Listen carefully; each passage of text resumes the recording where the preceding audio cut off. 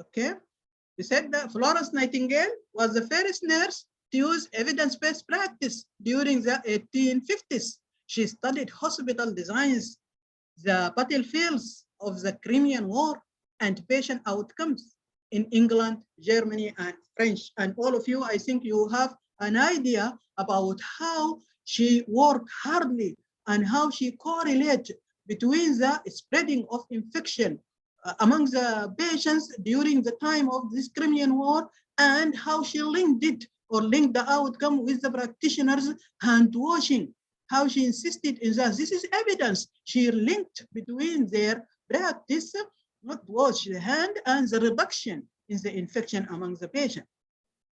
Also, evidence-based practice developed from evidence-based medicine in both the UK and USA. Archie Cochrane, a British epidemiologist, lived between 1909 and 1988, was advocated the use of randomized controlled trials as a means of reliably informing healthcare practice. He founded the evidence-based practice movement, which it helps clinicians make well-informed decisions about healthcare. Cochrane's work evident in the Cochrane database. He has a very big database that now every practitioner has to know how to access this database to find a reliable evidence that it can help in the clinical practice. And it contains highly structured and systematic reviews on a multitude of priority healthcare topics. Also, we have Sigma Theta 2 International. It provides systematic reviews entitled World Views on Evidence-Based Nursing to guide nursing practice across many priority topics. This is very brief history. In the package that I have sent it to you, you will find a complete page about the history of evidence-based practice.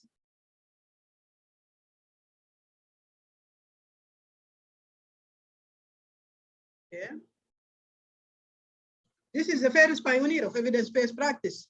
Read her words. She told us, let us never consider ourselves finished nurses. We must be learning all of our lives. She insisted on lifelong process. The nurses are supposed to be like that. The educator nurses are supposed to be like that, lifelong learning. Why? To keep ourselves up to date. To keep ourselves up to date, because on this up to date, we want to build on our practice and know how to manage with our patients and to improve the health outcome. Really, it is very positive words. Since our workshop is about the building of the evidence-based practice competencies, so we want to know the meaning of competence itself. Competence in general, the term competence has been described broadly as concept that incorporates knowledge, skills, attitudes, and the ability to do something well, as we said in the beginning, to do something right. Okay, this is in general. The American Nursing Association defined competency as an expected and measurable level of nursing performance that integrates the knowledge, skills, abilities, and judgment by established scientific knowledge and expectation for nursing practice. This definition, it is very broad and it is very specific. And we will see now when we take all these key words and correlate it to evidence-based practice competencies. Here, what is the evidence-based competencies? As we have seen in the definition, it is a concept. It has a knowledge. You have to have knowledge about the concept itself and integrate this knowledge and the skills, okay? And established.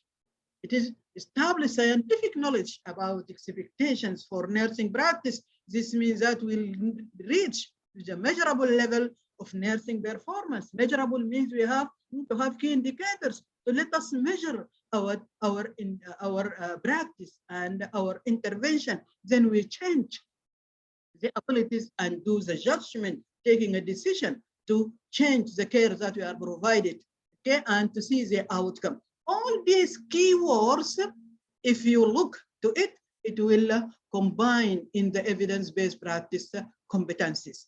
During this workshop, step by step, you will find out we are kicking each key words and develop and discover certain competencies that we have to do it. Okay. Now, I'm going to raise for you one question, please. What do you think is the definition of evidence-based practice? I will give you now 5 minutes to collect your thinking and to figure out and give me definition for this EBP, please. Take 5 minutes to think and to give me a definition for this EBP. Okay?